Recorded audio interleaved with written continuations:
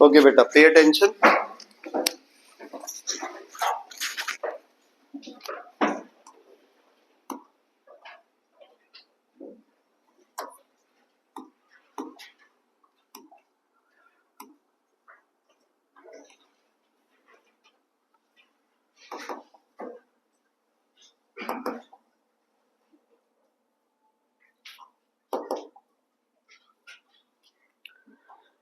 मेरे ख्याल में कोई न्यूमेरिकल कोई एक आधा होगा जो तुम्हें लगता होगा ज्यादा डिफिकल्ट, तो बाकी तो सिंपल फॉर्मूला बेस्ड है।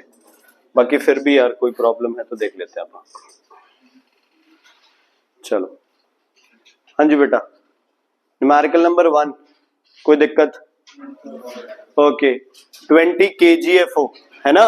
जब भी कोई चीज किसमें गिवन हो बेटा, kgf में, तो उसको किसमें चेंज करना जरूरी है, न्यूटन में, है ना। क्यों? क्योंकि आपको फोर्स किस यूनिट में चाहिए, SI में। डिस्प्लेसमेंट किस में होगी, मीटर्स में। तभी वर्क का यूनिट क्या आएगा, जूल। तो क्या करना था बच्चे, यहाँ पे फोर्स निकालने के लिए 20 इंटू 10 200 इंटू 1 इंटू cos 60। ठीक है, एक बार ध्यान से सुनना इस क्वेश्चन को। Body acted upon bye a force gets displaced by 1 meter, calculate the work done when displacement is in direction। तो in direction मतलब F S cos कितना लूं बेटा, बोलो 0। आंसर क्या आएगा, 200 जूल्स। दूसरा है 60 degree, F S cos 60, cos 60 क्या होता है, हाफ, तो क्या आंसर आ जाएगा, 100 जूल्स। ओके, नॉर्मल, नॉर्मल मतलब cos कितना लेना है, 90, तो आंसर क्या आएगा, 0। आंसर क्या आएगा, क्या आएगा आंसर, 0।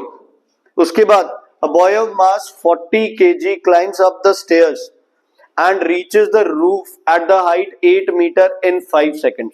एक सिंपल सी बात है बच्चे, अगर F और S गिवन हो तो फॉर्मूला लगता है FS, cos थीटा भी गिवन हो तो फॉर्मूला लगता है cos थीटा, और अगर M गिवन हो, G गिवन हो, H, तो फॉर्मूला क्या लगता है, MGH। तो M into G into H कितना है बच्चे, 8। आंसर क्या आ गया, 3200 जूल्स। क्लियर है बच्चे, 3200 जूल्स। पावर निकालना है, डिवाइड बाय 5, ठीक है, क्या आ गया, 640 वॉट्स। लेकिन ये क्या कह रहा है आपको, फोर्स ऑफ,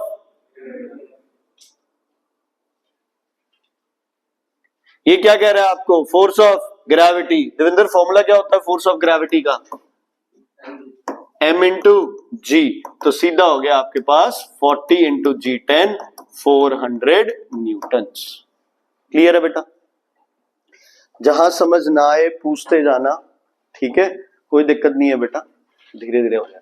अच्छा, 7.4 किलो जूल्स किसमें चेंज करना है, जूल्स। कितना हो गया, 7400 जूल्स। S गिवन है और W गिवन है, किसकी वैल्यू आ जाएगी, F की वैल्यू। समझ आ गई, W equals to F S cos theta. Theta की कोई बात ही नहीं की तो सिंपल क्या लगाऊं, F into S. Okay, force आ गई। उसके बाद power by man in HP, power का फॉर्मूला वर्क अपॉन टाइम। कुछ भी आंसर मान लो आ गया, HP में कर रहे हैं तो डिवाइड बाय 746, आंसर आ जाएगा। वेट लिफ्टर ये हो जाएगा, पावर हो जाएगा, मशीन लोड मतलब न्यूटन में गिवन है, क्या है ये, फोर्स डिस्प्लेसमेंट। एनर्जी स्पेंड क्या होता है, किसके बराबर, वर्क डन, तो वर्क डन आ गया, पावर आ गया।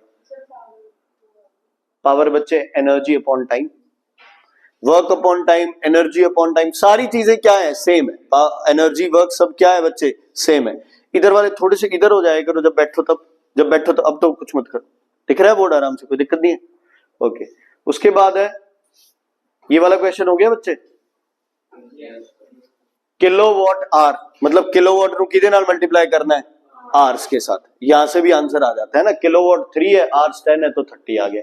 इन जूल्स क्या करें अब, क्या करें अब, 3 किलोवाट आर, इसको जूल्स में करना है। पहले इसको किस में कर ले, वॉट में।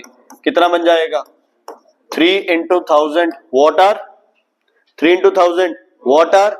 एक वॉट आर में कितने जूल्स होते हैं बोलो, 3600। तो किससे मल्टीप्लाई कर दिया, 3600 से आपके पास आंसर आ जाएगा। ठीक है बच्चे, क्लियर है? अच्छा, अगर किसी को याद रह जाए तो इसकी भी होती है 3.6 इंटू 10⁶ जूल्स, ये भी कर सकते हो, मतलब 1 किलोवाट में। ठीक है, 3 में करना है तो किससे मल्टीप्लाई कर दो बच्चे, किससे मल्टीप्लाई कर दो, 3 से। ठीक है, क्लियर है, कोई दिक्कत? वॉट आर कितने जूल्स ਹੁੰਦੇ ਹੈ 3600, किलोवाट है तो ਉਹਦੇ ਨਾਲ ਕੀ मल्टीप्लाई कर दो, 1000 मल्टीप्लाई कर दो। हर्ष क्लियर है बच्चे? शुभ, दीपिंदर, ओके, अभिनूर क्लियर है बेटा? ओके, ये क्वेश्चन थोड़ा सा ढंग से करना है, ये तुमने किया होगा बट एक गलती हो गई उस क्वेश्चन में, तो ध्यान से देखना। अ water pump raises 50 litres, litres में क्या मेजर होती है बेटा, पक्का? चलो वॉल्यूम लिखेंगे आप, कितने litres, 50 litres, through a height of, height given है कितनी बच्चे, 25 मीटर्स, टाइम गिवन है तुम्हें कितना, 5 seconds, calculate the power efficiency 100%। अब और क्या गिवन है, जी कितनी है, 10 न्यूटन जो भी है। डेंसिटी ऑफ वाटर गिवन है कितनी बच्चे, 1000 kg पर मीटर क्यूब। फॉर्मूला क्या बनेगा बताओ फोर्स का, वॉल्यूम ते डेंसिटी तो की आजूगा बच्चे, मास, वॉल्यूम ते डेंसिटी तो की आजूगा मास। इनू करन दा तरीका ध्यान नाल देख लो, सारी कैलकुलेशंस वगैरह याद करने की जरूरत नहीं है। इसको करने का तरीका क्या है, वॉल्यूम को पहले चेंज कर लो मिलीलीटर्स में, 50,000 मिलीलीटर्स, इसका मतलब है 50,000 सेंटीमीटर क्यूब। 1 लीटर का मतलब 1 मीटर क्यूब नहीं है, समझ आ गई? 1 लीटर का मतलब होता है डेसीमीटर क्यूब, लेकिन मीटर क्यूब नहीं है, समझ आ गई? 1 litre does not mean what, metre cube. ठीक है, अच्छा इसकी वैल्यू कितनी होती है बोलो बच्चे, ग्राम में, 1 ग्राम पर सीसी, लास्ट ईयर पढ़ा था ना, कितना होगा बच्चे, 1 ग्राम पर सीसी। ओके, मास का फॉर्मूला बोलो क्या होगा, मास का फॉर्मूला, डेंसिटी का फॉर्मूला मास अपॉन वॉल्यूम, तो मास का formula density into volume, 50,000 into 1 क्या आएगा, 50,000, ग्राम या केजी, ग्राम, क्या आ जाएगा आंसर, 50 केजी। देखो आना वैल्यू सेम है, क्योंकि वाटर की डेंसिटी कितनी होती है, 1, वैल्यू क्या आनी है, सेम। चाहे यहाँ 1000 लीटर होता तो मास क्या आ जाता, 1000 केजी, या 500 लीटर होता तो मास क्या आ जाता, 500 केजी। बट ये अपने को ड्रामा करके दिखाना पड़ेगा भाई हमने वॉल्यूम और डेंसिटी से क्या निकाला है, मास निकाला है। ठीक है, क्लियर है बच्चे? अब तो हो जाएगा एम जी एच, क्या आंसर आ गया, जो भी आ गया। पावर निकालना है तो डिवाइड बाय टाइम, क्या आ गया, पावर आ गया बच्चे। ठीक है बेटा, बहुत इजी चीजें हैं तब तक जब तक तुम इन्हें समझ के करोगे। 8th क्वेश्चन किस किस बच्चे ने कर दिया, 8th क्वेश्चन हो गया, किसका, अच्छा 3rd पार्ट रह गया। चलो वर्क डन बताओ कितना आया था, सही आ गया वर्क डन, 4 5 1 2 3 4, इन्ने जूल्स आ गए बच्चे। कैसे आया, एम जी एच, पावर कितना आ गया बोलो, 45000 वॉट, किलोवाट में कर लो, करना है तो इतनी। ये आया कि नहीं आया आंसर, बबन आया कि नहीं आया, कड्डे नहीं, क्यों, एफिशिएंसी पता नहीं की दे रखे सी है ना, आप पता अनपढ़ है, आप पता आगे पढ़ना ही नहीं है। हर क्वेश्चन में 2 पार्ट्स होंगे तुम्हारे, आराम से कोई भी क्वेश्चन आ जाए ना फिजिक्स में, 1 या 2 पार्ट 1 सेकंड में हो जाएगा अपना। ठीक है, तो ये वाली चीजें देख के पूरा क्वेश्चन डरना नहीं है, समझ आ गई ना? इवन बच्चे एक पॉइंट पे अगर हमें भी आप फिजिक्स का पेपर दे दोगे ना बोर्ड्स में, भी ये लो पेपर और इसमें से 100 में से 100 नंबर ले लो, है ना, हमें भी पता है भी हमसे भी कोई ना कोई इधर उधर से कोई मिस्टेक हो जाएगी, क्योंकि फिजिक्स का पेपर है ही ऐसा, पूछा कुछ होता है, हमारे दिमाग में कुछ और चल रहा होता है। ठीक है, तो छोड़ना नहीं है कभी भी, ये 2 पार्ट्स हमारे आराम से हो जाएंगे। आगे इसने हिंट दे दिया अपने को, क्या हिंट दे दिया, एफिशिएंसी इक्वल्स टू क्या बच्चे, यूजफुल पावर, मतलब क्या होता है, power output upon power input. अच्छा एक गल दसो मैनू, मैं थोनू जिन्ना पढ़ाऊंगा क्या 100% तुम्हारे दिमाग में आ जाएगा, नहीं आएगा, इसका मतलब मेरी एफिशिएंसी 100% नहीं है ना। आप कोई भी चीज जितना मर्जी आप केयरफुली उसे सुनो 100% आपको नहीं मिलेगी। ऐसे ही गाड़ी में अगर आप 10 लीटर पेट्रोल डाल रहे हो तो वो जो चल रही है वो सारे 10 लीटर पेट्रोल को चलने में यूज नहीं करेगी, आवाज में यूज करेगी, गर्म होगी गाड़ी उसमें यूज करेगी, फ्रिक्शन में यूज होगा। मतलब जितनी एनर्जी आप किसी को देते हो आपको वापस उतनी एनर्जी नहीं मिलती, नहीं मिलती ना।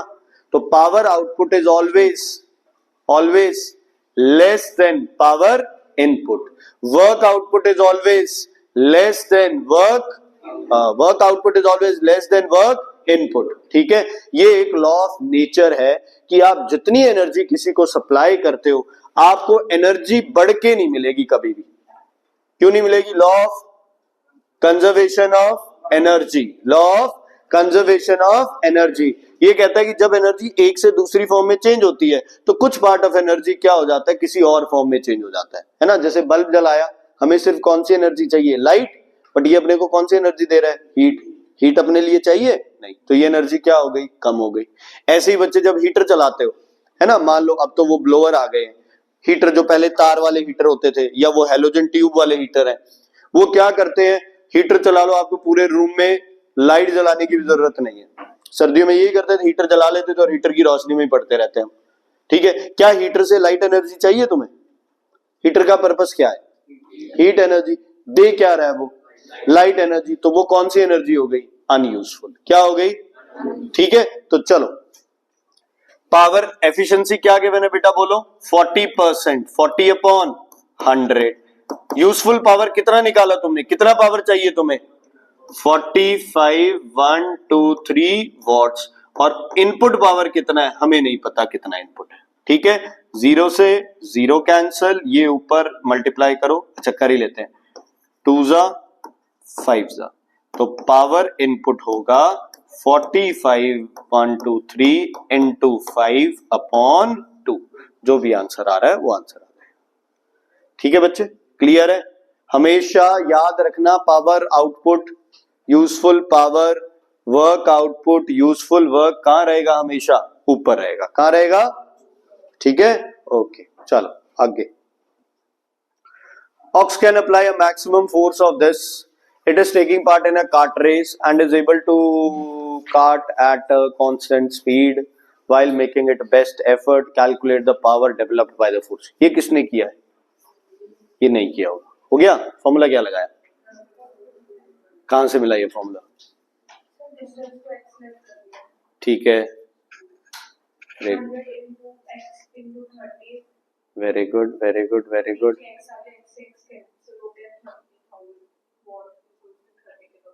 Very good, very good, very good. देखो, इसको करने के तरीके होते हैं, बट एक फॉर्मूला है पावर का, F इंटू वी, नोट कर लो बच्चे। ये कहां से आता है फॉर्मूला? ये फॉर्मूला आता है, पावर इज, बोलो, वर्क अपॉन टाइम। वर्क का formula F into S upon time. S upon time को आप क्या लिख सकते हो बच्चे? V, तो डायरेक्ट कर लो, power is F into V, लिख लो बच्चे। बहुत बार इस फॉर्मूला पे क्वेश्चन आया, बहुत बार। F इंटू वी हो गया। भारतेंद्र लिखा ही नहीं बेटा, जशन दिखाइयो, कहां लिखा है? लिखा है, वेरी गुड, सॉरी बेटा। आगे बढ़े, चलो। इसमें भी क्या फॉर्मूला लगेगा? Power equals to F into V. ठीक है, बस पावर को किसमें करना पड़ेगा? वॉट्स में। किसमें? वॉट्स में। ओके, आगे। राजन एक्सर्ट्स फोर्स, फोर्स है, V है, फॉर्मूला क्या लगेगा? F into we.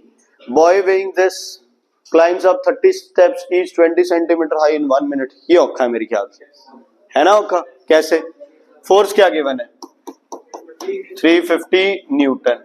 अच्छा, कितने स्टेप क्लाइम करता है? 30। हर step the height 20। Total height कितनी क्लाइम करती? 600 सेंटीमीटर। मीटर से कितनी होगी? 6 मीटर्स। कौन कह रहा था ये डिफिकल्ट है? उसके बाद टाइम कितना है? 1 मीटर। 1 मीटर मतलब 60 सेकेंड्स। मिनट बोला है बेटा, पागल हूं मैं, मिनट लिख के मीटर तूने काम नहीं किया ना, करूंगा फोन तेरे। खोलू वीडियो कि ना खोलू? क्या बोला था मैंने? मिनट, मिनट बोला। क्लियर है बच्चे? कोई दिक्कत? यार मैं देख रहा तुम सोन नहीं रहे हो। तो वर्क डन कितना हो गया बच्चे? फॉर्मूला वर्क डन का F इंटू एस। तो अच्छी चीज है ना, इतना दुखी हो गए क्यों बोला है? बोलो F इंटू एस। और पावर क्या होगा? Work upon time, F into S upon time. ठीक है, क्लियर है? मैं फिर से कह रहा हूं बच्चे, physics is not tough, specially your 10th standard. Paper tough क्यों लगते हैं? उसी बच्चे को लगते हैं जिसने क्रैम कर रखा है ना। अब बच्चे ने 2 फॉर्मूले लगा लिए, मतलब याद कर लिए, अप्लाई करना बच्चे को आ नहीं रहा है, तो फिर डिफिकल्ट तो होगा ही होगा।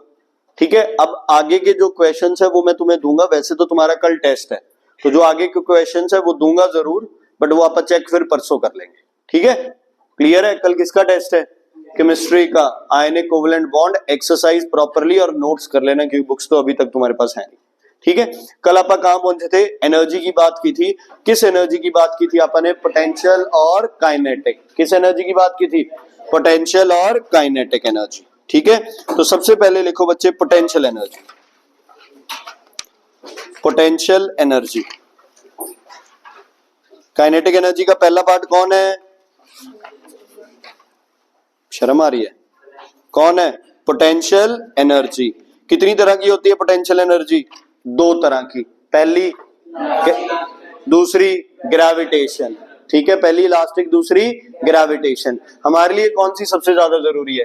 Gravitation potential energy. Okay, force into क्या होती है? डिस्प्लेसमेंट। फोर्स का फॉर्मूला m इंटू जी। ग्रेविटेशन पोटेंशियल मतलब या तो बॉडी कहां जा रही है? नीचे, या बॉडी कहां जा रही है? ऊपर। तो मल्टीप्लाई बाय क्या हो जाएगा? h। फॉर्मूला क्या बन जाएगा पोटेंशियल एनर्जी का? M G H. क्या बन जाएगा पोटेंशियल एनर्जी का फॉर्मूला? M G H. ठीक है, क्लियर है बेटा? कोई दिक्कत, कोई प्रॉब्लम?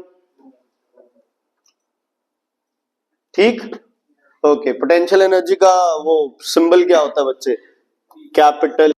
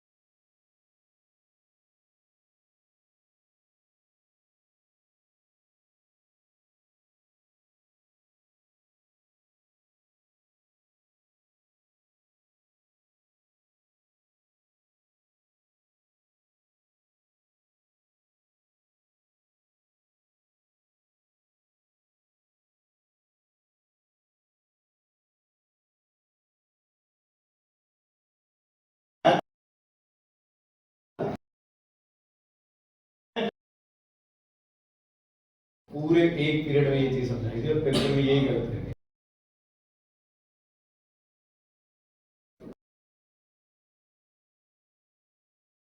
गलतियां करते हैं हम लोग पेपर के अंदर।